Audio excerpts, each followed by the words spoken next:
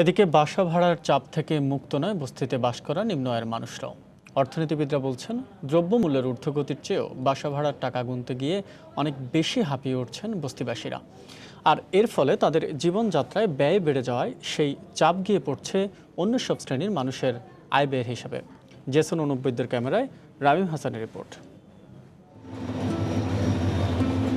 2 কোটি মানুষের এই ঢাকা শহরে অন্তত 40 লাখ মানুষই থাকেন বস্তিতে। নগর জীবনের প্রায় সব সুবিধা থেকে বঞ্চিত নিম্ন আয়ের এসব মানুষ দুবেলা না খেয়ে থাকলেও মাস শেষে মাথা গোঁজার জায়গাটির ভাড়ার চাপ থেকে নিস্তার মেলে না।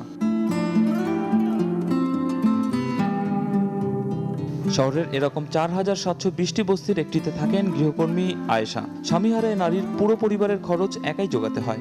সামান্য আয়ের মধ্যে বস্তির জীর্ণ পরিবেশের থেকেও মাসে 3000 টাকা দিতে হয় ভাড়া বাবদ। কোনো মতো আল্লাহ দিন নেই, কি করতাম। আমার স্বামী নাই, বেড়া নাই, পুরতো নাই। 3000 টাকা ঘর ভাড়া দেই, 2 রুমে পোলাপান খাওয়াই, ম্যাচ খাওয়াই।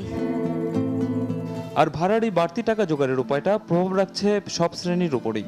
আগে ছিল ঘর ভাড়া 700 টাকা, 800 টাকা, এখন 1600 টাকা, 1700 টাকা, 2000 টাকা ভাড়া। এখন এই কারণে যে প্যাসেঞ্জার কাছ থেকে 5 টাকা ভাড়া বেশি চাই আমরা। ঘর ভাড়াটা দিয়া পোষায় না, চলি অনেক কষ্ট করেই। কারেন্ট বিল বাড়ে, গ্যাস বিল বাড়ে, এই লেগে তোমাকে বাসা ভাড়া বেশি।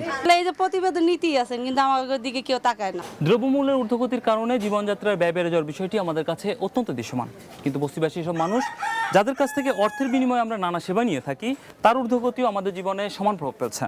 আর তাই বস্তিবাসী এসব মানুষ তাদের জীবনে নানা ক্ষেত্রে উপেক্ষিত হলেও দেশের সার্বিক অর্থনীতিতে তাদের জীবনযাত্রার ব্যয় বেড়ে যাওয়ার যে প্রভাব পড়ছে তা উপেক্ষা করার কোনো উপায় নেই। অর্থনীতিবিদরা বলছেন, সব জায়গায় বাসা ভাড়া বিষয়ক আইন থাকলেও বস্তিতে নেই কোনো নীতিমালা। অথচ এটাই খাদ্য বহির্ভূত মূল্যস্ফীতির সবচেয়ে বড় কারণ। ভোক্তা তার সমগ্র আয়ের হয়তো 1-1.5% তেলে খরচ করে, হয়তো 1% বা তার কম চিনিতে খরচ করে, কিন্তু তার বৃহৎ অংশ সে খরচ করে হলো বাড়ি ভাড়াতে। যে এলাকায় বাড়িটা ভাড়া করেন সেই বাড়ি ভাড়াটা স্থির থাকে না। আইন আছে, আইন কার্যকরী না হওয়ার কারণেও মধ্যবিত্ত নিম্নবিত্তরা সাফার করে। আর আনঅর্গানাইজ সেক্টরে তো আইনই নেই। তাঁদের মতে সার্বিক অর্থনীতির স্বার্থেই নিম্ন আয়ের এসব মানুষদের জীবনযাত্রার ব্যয়ের বিষয়টি বিবেচনায় নেওয়া উচিত। রামিম হাসান, সময় সংবাদ।